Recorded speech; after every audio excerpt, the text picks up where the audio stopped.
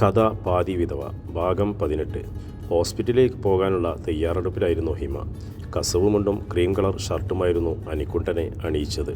അതിന് മാച്ചാവുന്ന സാരിയും അവൾ കണ്ടുവച്ചിരുന്നു. തിരിച്ചു വരും വഴി ചേച്ചിക്ക് വേണ്ടുന്ന അത്യാവശ്യം ഡ്രസ്സുകൾ വാങ്ങണമെന്ന് ഹിമ അനിക്കുട്ടനോട് പറഞ്ഞു. ജയനം കൂട്ടി വിടാം, അവർക്ക് എന്തെങ്കിലുമൊക്കെ സംസാരിക്കാനുണ്ടെങ്കിൽ അതുമാവാം. അതൊരു നല്ല ഐഡിയ ആയി ഹിമയ്ക്കും തോന്നി. അനിയുടെ ഫുൾ കൈ ഷർട്ടിൻ്റെ കൈകളൊക്കെ തീർത്ത് കൈമുട്ട് മടക്കോളം എത്തിച്ചു. ഇതെന്തിനാ ഇത്രയും മടക്കിയത്? നമ്മളെന്താ ഗുസ്തിക്ക് പോവുകയാണോ? ചിരിച്ചുകൊണ്ടാണ് അനിരുദ്ധൻ ചോദിച്ചത്. ഈ സ്റ്റൈലാണ്ട് എൻ്റെ അനിയേട്ടന് ചേരുന്നത്, തലമുടി കോതിക്കൊണ്ട് ഹിമ പറഞ്ഞു. ഇടത് കൈയിൽ ലേശം പൗഡർ എടുത്ത് വലത് കൈപ്പത്തിക്കൊണ്ട് അനിക്കുട്ടൻ്റെ മുഖത്തും ഒപ്പുമ്പോൾ അയാളുടെ നോട്ടം മുഴുവൻ ഹിമയുടെ മുഖത്ത് തന്നെയായിരുന്നു. എന്തൊരു കണ്ണാണിത്! തൻ്റെ കൈപ്പത്തി കൊണ്ട് അനിക്കുട്ടൻ്റെ കണ്ണ് മൂടിക്കൊണ്ട് അവൾ പറഞ്ഞു.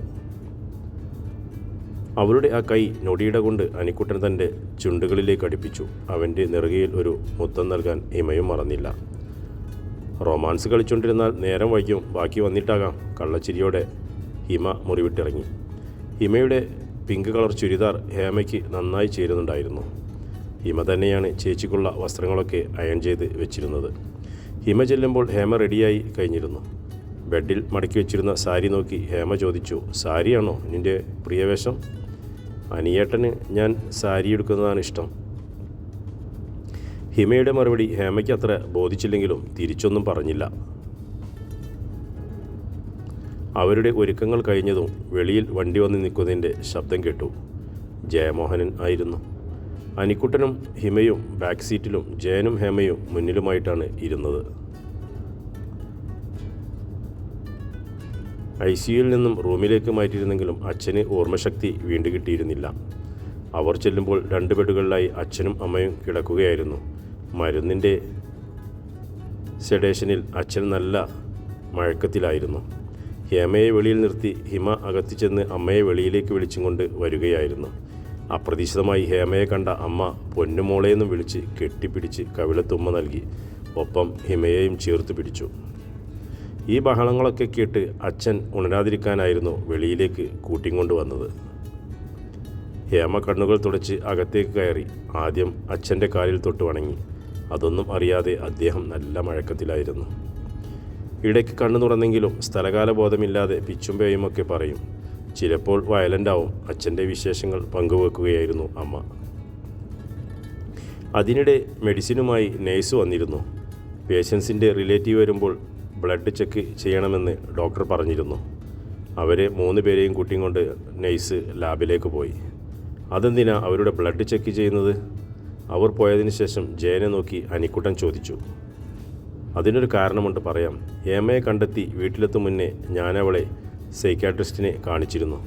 പരിശോധനയിൽ പ്രത്യക്ഷത്തിൽ കുഴപ്പമൊന്നും ഇല്ലെങ്കിലും ബാംഗ്ലൂർ പോലത്തെ ഹൈടെക് സിറ്റിയിൽ ജീവിച്ചതല്ലേ ഇത്രയും നാൾ, അതുകൊണ്ട് ഒരു ചെക്കപ്പിന് ഡോക്ടർ നിർദ്ദേശിച്ചിരുന്നു. പക്ഷേ ഇക്കാര്യം ഹേമ അറിയരുതെന്നും പ്രത്യേകം പറഞ്ഞിരുന്നു. അതുകൊണ്ടാണ് ഇവിടെ വെച്ച് ബ്ലഡ് എടുക്കാൻ തീരുമാനിച്ചത്. ബൈസ്റ്റാൻഡറായ അമ്മയ്ക്കൊപ്പം ഹേമയും ഹോസ്പിറ്റലിൽ നിൽക്കാമെന്ന് പറഞ്ഞിരുന്നെങ്കിലും അമ്മ തന്നെയാണ് വേണ്ടെന്ന് പറഞ്ഞത്. കാരണം ഹോസ്പിറ്റലിലെ അന്തരീക്ഷം ഹേമയ്ക്ക് ഇപ്പോൾ ചേരില്ലെന്ന് അവർക്ക് തോന്നിക്കാണും.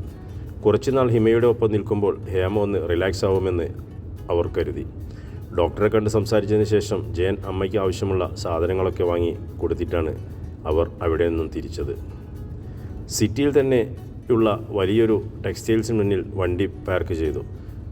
ജയനോടൊപ്പം പുറത്തേക്ക് ഇറങ്ങുമ്പോൾ ഹിമയെ വിളിച്ചെങ്കിലും ഞാൻ അനിയേട്ടനൊപ്പം കാറിൽ വെയിറ്റ് ചെയ്തോളാം, നിങ്ങൾ 2 പോയി വരാൻ ഹേമയോട് ഹിമ പറഞ്ഞു. അവർ 2 പോകുന്നത് നോക്കി അനിക്കുട്ടനും ഹേമയും കാറിനകത്തിരുന്നു. ഹിമയെപ്പോലെ അല്ലായിരുന്നു ഹേമയുടെ സ്വഭാവ രീതികൾ. എന്തൊക്കെയോ മറച്ചു വെക്കുന്നതായി അനിരുദ്ധനും തോന്നിത്തുടങ്ങി. ഹേമ ചെറുപ്പം മുതലേ ഇങ്ങനെ തന്നെ ആയിരുന്നോ? അനിക്കുട്ടൻ അവളോട് ചോദിച്ചു. പഠിക്കുന്ന സമയത്ത് നല്ല സ്മാർട്ടായിരുന്നു. വീട്ടിലെ എല്ലാ കാര്യവും ഓടി നടന്ന് ചെയ്യുന്നതും ഒക്കെ ചേച്ചി തന്നെയായിരുന്നു. പക്ഷേ ഇപ്പോഴുള്ള ഈ മാറ്റം എനിക്കും അതിശയം തോന്നുന്നു, സങ്കടത്തോടെയാണ് ഹിമ പറഞ്ഞത്. ഒരു പക്ഷേ ജീവിത സാഹചര്യങ്ങളാവാം ഹേമയെ മാറ്റിമറിച്ചത്. ഹിമേ, നീ അവളുടെ മനസ്സൊന്നറിയണം. ജയനോട് ഞാൻ സംസാരിച്ചിട്ടുണ്ട്. അവനെതിർപ്പൊന്നുമില്ല. അവൾക്കും താല്പര്യമാണെങ്കിൽ നമുക്ക് എത്രയും പെട്ടെന്ന് തന്നെ ഇതങ്ങ് നടത്താം. ഹിമയ്ക്ക് സന്തോഷമായി. അമ്മയ്ക്കും ഇഷ്ടമാവും. സ്വന്തം മകനെ പോലെ തന്നെയാണ് അവരും കണ്ടിരിക്കുന്നത്. അമ്മ പലപ്പോഴും ജയനെപ്പറ്റി അവളോട് പറഞ്ഞിട്ടുണ്ട്. വൈകിട്ട് ലക്ഷ്മി വരുന്നത് നോക്കി ഹേമ കാത്തിരിക്കുകയായിരുന്നു. പക്ഷേ കൃത്യസമയത്ത് തന്നെ ഹിമയും അവൾക്കരികിലേക്ക് വന്നപ്പോൾ ഹേമ എന്ത് ചെയ്യണമെന്നറിയാതെ ഒന്ന് പരുങ്ങി. ഹാളിലെത്തിയ ലക്ഷ്മി ഹേമയെ നോക്കിയെങ്കിലും തൊട്ടടുത്ത് തന്നെ ഹിമയുള്ളതുകൊണ്ട് ബാഗിൽ കരുതിയിരുന്ന പാഴ്സൽ അവളെ ഏൽപ്പിക്കാൻ സാധിച്ചില്ല. മുകളിലേക്ക് പോകാതെ ലക്ഷ്മി നേരെ പോയത് ഡൈനിങ് ഹാളിലേക്കായിരുന്നു. അല്പസമയത്തിന് ശേഷം തിരികെ വന്ന ലക്ഷ്മി ഹിമ കാണാതെ ഹേമയ്ക്ക് കണ്ണുകൊണ്ട് കാണിച്ചു. പാഴ്സൽ അവിടെ എവിടെയോ വെച്ചിട്ടുണ്ടെന്നതിൻ്റെ സിഗ്നൽ ആയിരുന്നു അത്. ലക്ഷ്മി മുകളിലേക്ക് കയറി പോകുന്നത് കണ്ട ഹേമ മെല്ലെ ഡൈനിങ് ഹാളിലെത്തി. ചെറിയ കവറിൽ പൊതിഞ്ഞ ആ പാഴ്സൽ ഹേമ കൈപ്പിടിയിൽ ഒതുക്കാൻ തുടങ്ങുമ്പോഴാണ് പിന്നിലൊരു കാൽപെരുമാറ്റം കേട്ടത്. തിരിഞ്ഞു നോക്കിയ അവൾ കണ്ടത് തൻ്റെ കൈകളിരുന്ന പൊതിയിലേക്ക് നോക്കുന്ന ഹിമയെയായിരുന്നു. മാടം മറന്നു വെച്ചതാണെന്ന് തോന്നുന്നു. ഒരു വിധത്തിൽ ഹേമ പറഞ്ഞൊപ്പിച്ചു. അതൊന്ന് തുറന്നു നോക്കൂ ചേച്ചി, എന്താണെന്നറിയാമല്ലോ, ആകാംക്ഷയോടെ ഹിമ പറഞ്ഞു. തുടരും കഥയുടെ ബാക്കി ഭാഗം.